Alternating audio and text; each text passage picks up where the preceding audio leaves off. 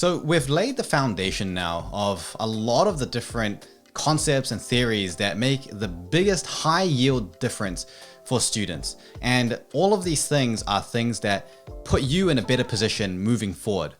In the beginning, you might not see a huge benefit, but then over time, your class becomes better and better at self-regulating and reflecting and helping themselves. And so your work becomes lighter and easier. You transition from the role of that dependent figure for education to someone that can facilitate, guide, and inspire. Now we're going to focus on a more specific case, which is very common. That is the idea of procrastination.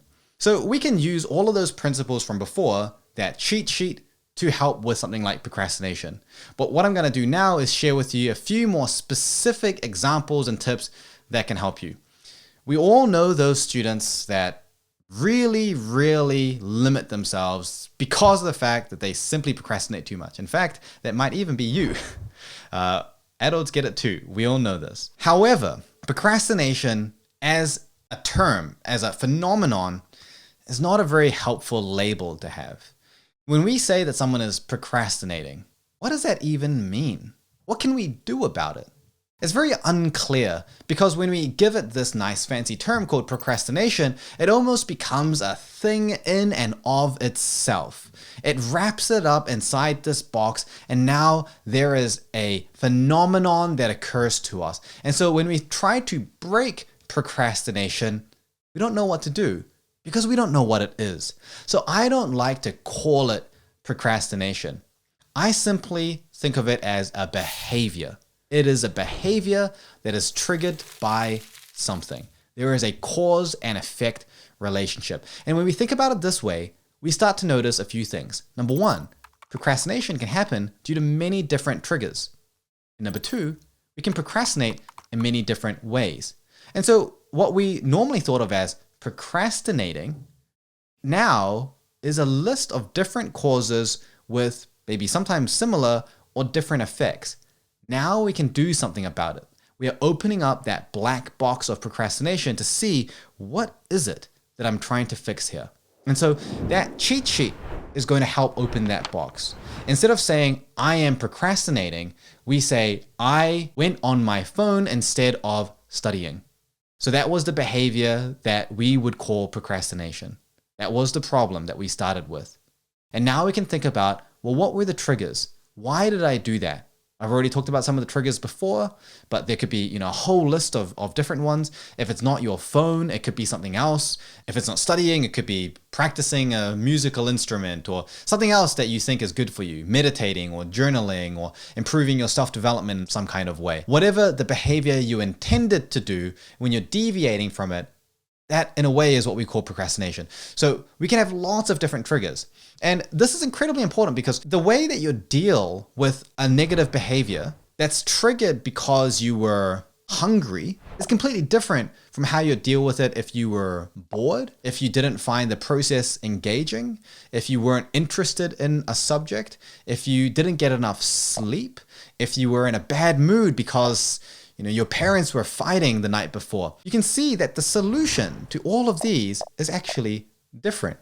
You wouldn't think that the solution that would work for if you find a subject not interesting would be the same solution for if you're in a bad mood because your parents were fighting or because you're hungry and tired.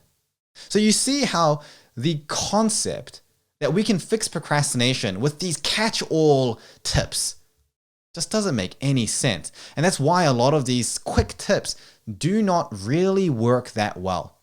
The only way that we can create a sustainable solution is through self-awareness and metacognition. And I know it's not the easy answer, but it's the right answer. So I'm not going to overwhelm you with all these other different types of tips and tricks that we can use, and there's many of them. And the different techniques, when put together in the right way, can be effective if they are matched to the right cause. But here's the thing, you don't need those techniques because every single person that I've ever worked with has been capable of figuring out the right technique for them, for their cause, for their issue by themselves without me having to teach it to them. simply through observing, reflecting, and experimenting. And again, as we know, that approach is going to be transferable and it's going to be lifelong. But there are a few nuances to reflecting when it comes to behavior and procrastination. I've mentioned this in the previous video, but I want to emphasize it again here. When we think about the triggers for behavior, we really want to focus on the environment. And this is where you as a teacher comes in. Students, when they reflect on the trigger for behavior, will often focus on the behavior itself. They will think about how they felt before doing the behavior, felt during the behavior, and in some cases, they may have no idea what the trigger was. It just happened. That's very common. You as the teacher can facilitate that very easily.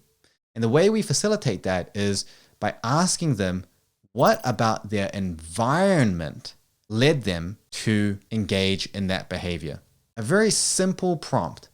If you review a student's reflection and you find that they're not thinking about the environment that they're in, you're not thinking about the preceding events, they're not thinking about what's around them physically or digitally, they're not thinking about what were the things that put them in the position where that behavior is something that they were inclined to do, then that's something that you can point out and you can guide the student through thinking about that.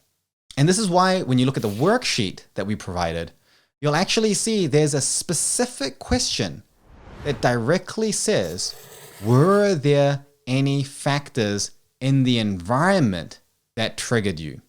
And this is actually the case for all human behaviors. There is usually some environmental factor at play that makes it so that the behavior occurs. I'm reminded of a very famous experiment done by a doctor called Ignaz Semmelweis in the 1840s. It was called the Handwashing Experiment. Dr. Semmelweis lived in Vienna, Austria. And what he noticed was that the maternal mortality rate was very high. And that means mothers giving birth was very high. And so he had a hypothesis. He thought, I think it's because there are these doctors and medical students going from doing autopsies on dead bodies straight to delivering babies, contaminating that. So when we think about it from a modern perspective, that's just ridiculous. But this is the 1840s. We didn't know so much back then. And so he did the handwashing experiment. He introduced a policy across the entire hospital that you have to wash your hands before and after every interaction. So that means that now, after doing an autopsy, you have to wash your hands. And then before doing the delivery of the baby, you wash your hands. And after delivering the baby, you wash your hands. So there was now a policy. And he also put up these signs reminding them to wash their hands in and out of all of these entry and exit points to the rooms. So what Dr. Semmelweis did was he changed the structure, the system, the environment through a behavior that seemed at the time not to be correlated. Just washing hands. And he provided a clue, a cue, a hint with the sign that reminds people to do that. And this was able to reduce the mortality rate from 18% to 1%, which is obviously a massive improvement. But here's the thing. Those doctors and medical students, they didn't want to kill babies and mothers. They didn't come into it with a bad intent. And in fact, I'm sure that they knew that this was a bad thing. 18%, nearly 1/5 mortality. I'm sure they already knew that was a bad thing. I'm sure they intended to change that. They wanted to fix that. But just wanting to change a behavior, wanting to change an outcome, does not necessarily mean that it changes. What's more effective is to change the environment and the reminders, the cues that allow that outcome to naturally be changed. If you know that a student hangs around people that never study, never focus, they're a bad influence, then you know it's going to be that much harder for the student because they have that effect. There's that social environment that they're in. And so it's the same with any type of behavior. In this case, something like procrastination. We have to think, what are the factors that are putting this person in the position where this behavior was something that was easy, accessible, and that they were inclined to do? Because I can guarantee if someone is getting distracted on their phone and then they flush their phone down a toilet, they're not getting distracted on their phone anymore. But I don't necessarily recommend this for two reasons. Number one, you don't want to tell the students to flush their possessions down the toilet. You'll probably get sued for that. But then the second thing is that just because they're not procrastinating on their phones doesn't mean the core issue is gone. They may still not be inclined to do the learning, the studying. And so they'll just do something else.